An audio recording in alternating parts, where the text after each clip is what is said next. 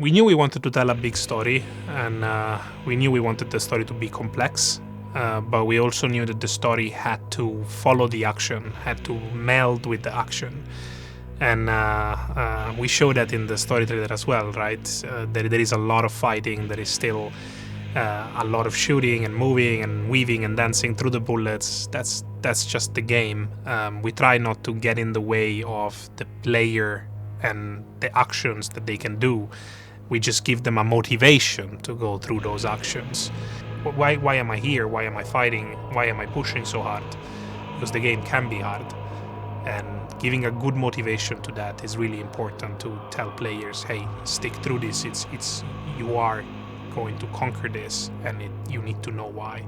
I think that it's important for Housemarque to continue developing the way that we tell stories in a way that can facilitate and enhance the gameplay.